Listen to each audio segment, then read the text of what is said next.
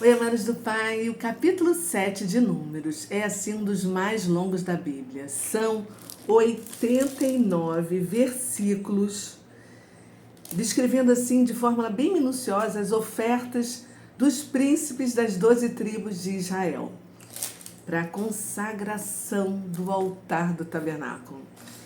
Esse momento assim representa assim um marco espiritual de dedicação do local onde Deus estaria assim presente, falando com Moisés para poder falar para o povo. Olha que legal, né?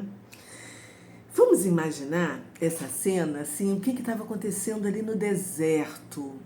Moisés, ele tinha assim acabado de concluir a montagem do tabernáculo. Aí ele ungiu, consagrou seus utensílios. E aí, os 12 líderes, príncipes das 12 tribos, decidiram dar presentes, sem Deus pedir. E Deus gostou disso. Quem é que não gosta, né? Quando alguém lembra de você e te traz um presente. Eles decidiram, entre eles, presentear com carros de bois, com bois para transportar, né, o tabernáculo, pratos, bacias de prata, de ouro, toneladas de farinha, incensos e todos os tipos de animais para poder transportar e também sacrificar, né? Mas nesse capítulo tem assim um detalhe interessante que a gente precisa refletir. Por que tem tanta repetição? São 89 versículos e a maior parte repete os mesmos presentes oferecidos por cada um dos 12 príncipes. Talvez seja porque normalmente as pessoas não dão tanta importância, né? Elas passam assim por cima do que elas estão lendo na Bíblia e muitos detalhes se perdem e elas não conseguem perceber como Deus gostaria. E eu acredito que Deus quer chamar a nossa atenção, está dizendo que Ele está repetindo porque Ele quer que as palavras dEle penetrem no seu, no meu coração e na nossa alma para sempre. Hoje, eu vou pedir para você, ao final desse capítulo, abrir a sua Bíblia e ler o capítulo 7 inteiro de Números. Eu vou ler somente os 2 primeiros nomes, repetindo os mesmos presentes, e em seguida eu vou ler somente os dias e os nomes de cada um dos príncipes, tá?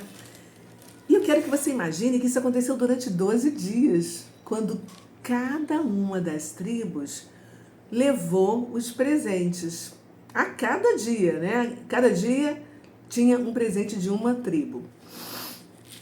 Eu quero te lembrar também que esse acontecimento está fora da ordem cronológica, porque nós já finalizamos o livro de Êxodo e lá no último capítulo, que foi o capítulo 40, nós vimos a construção do tabernáculo. Depois passamos também pelo livro de Levítico, que não é assim um livro com movimento, é assim um livro até bem estático. É um livro dos levitas, cheios de leis, de procedimentos, como eles deveriam se comportar, ofertar os sacrifícios, as libações, né?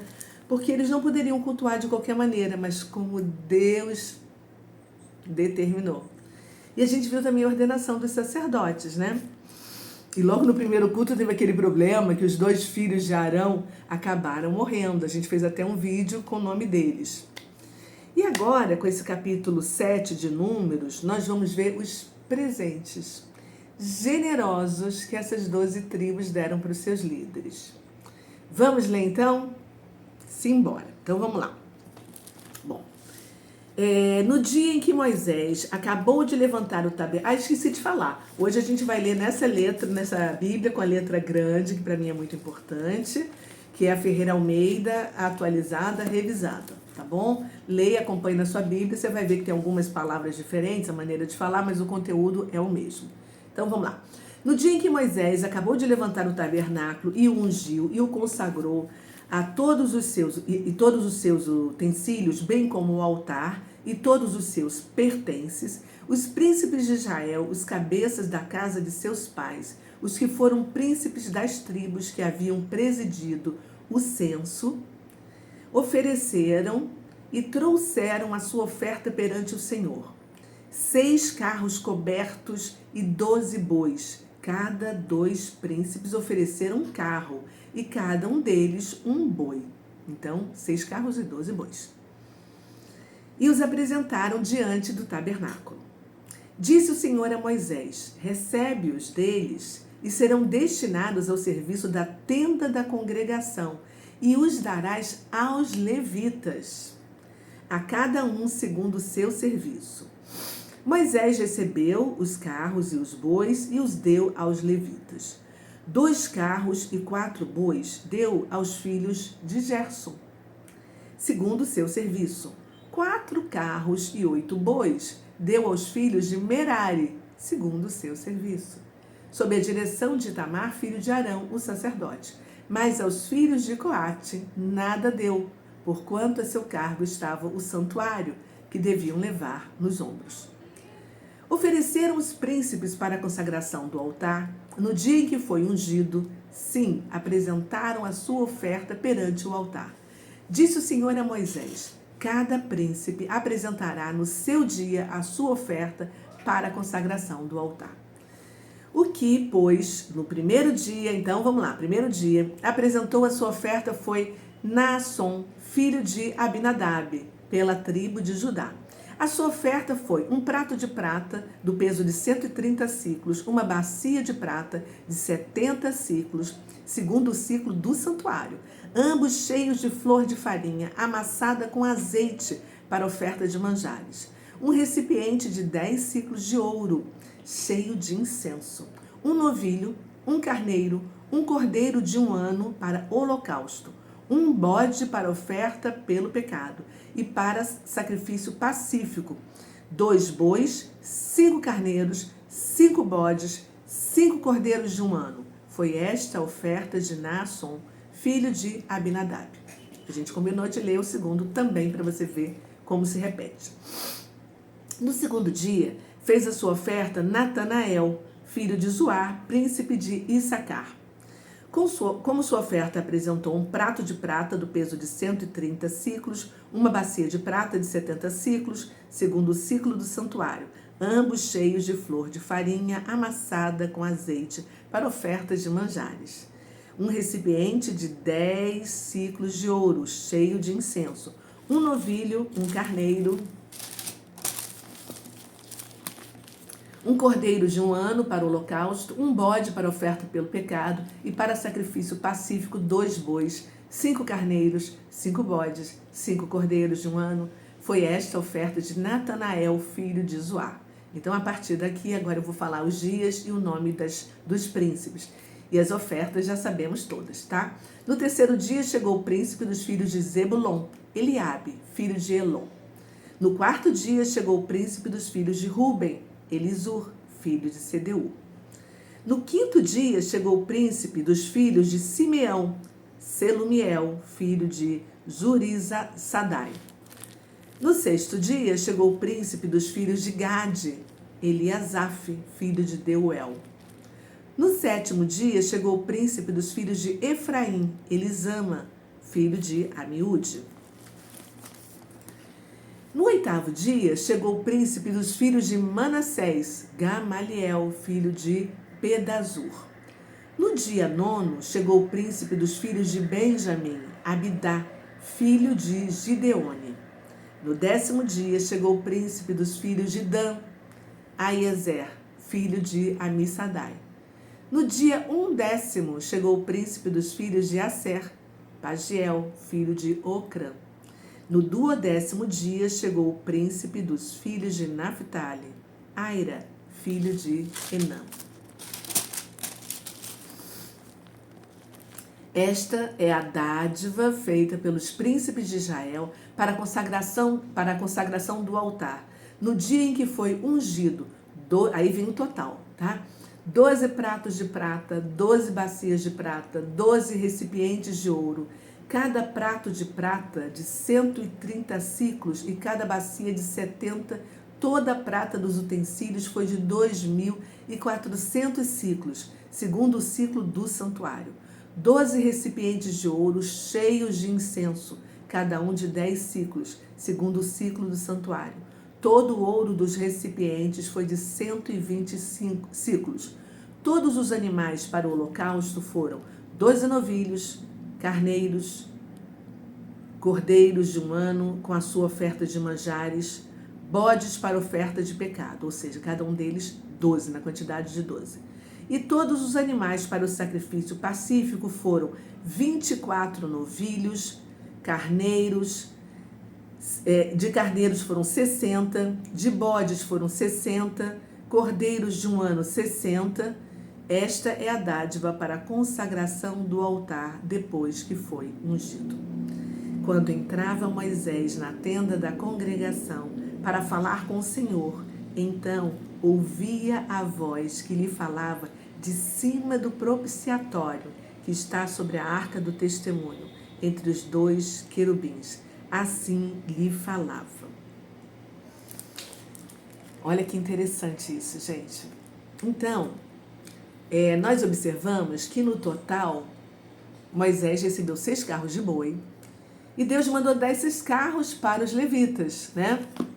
Nós vimos que os carros foram recebidos pela família de Gerson e pelas famílias de Merari.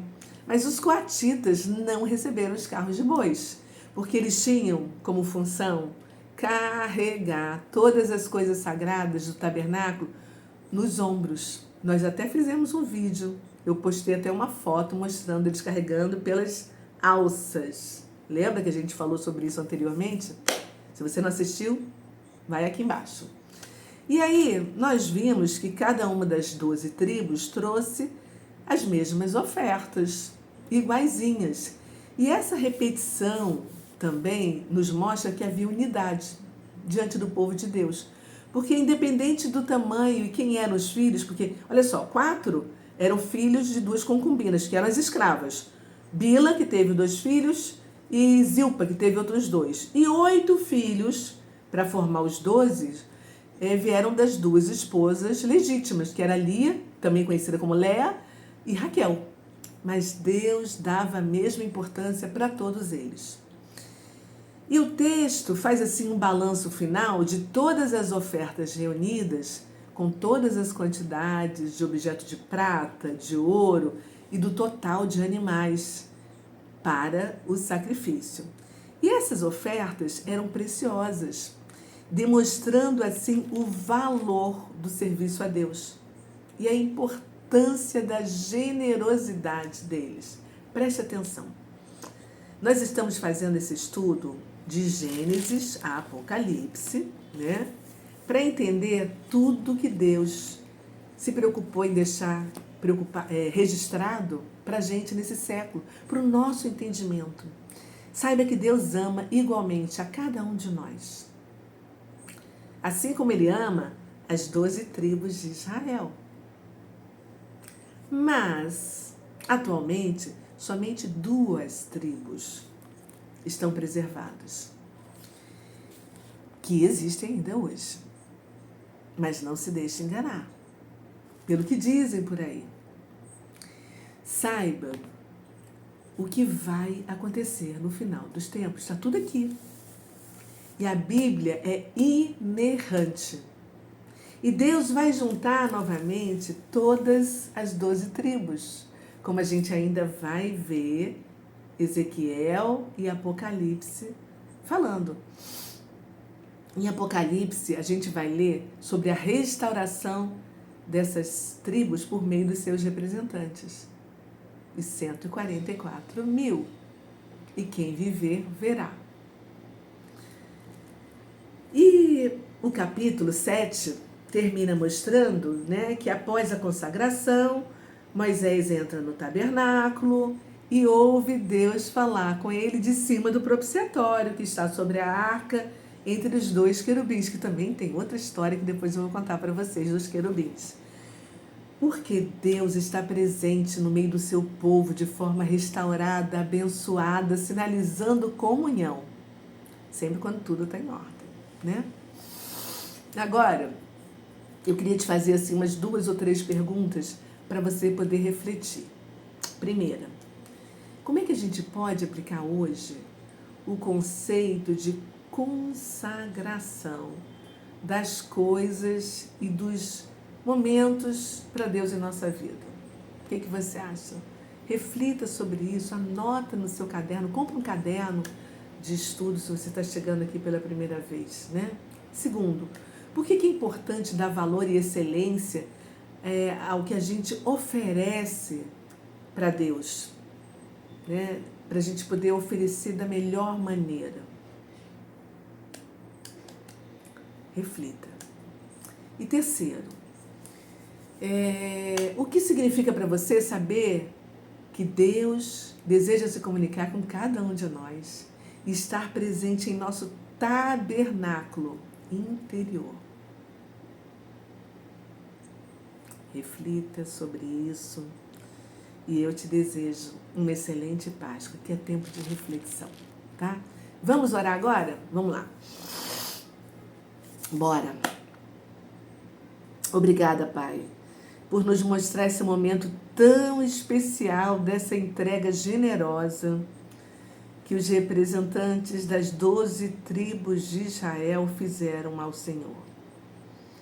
E que aconteceu sem o Senhor pedir. Pai, que hoje em dia nós possamos te surpreender da mesma maneira e oferecer o melhor do nosso tempo, dos nossos talentos, dos nossos recursos, para poder cooperar, ajudar com a sua obra e fazer o ID que Jesus nos comissionou. Para a gente poder tornar o seu nome conhecido e a tua palavra entendida corretamente por todas as criaturas nos 4 cantos do mundo, meu Pai.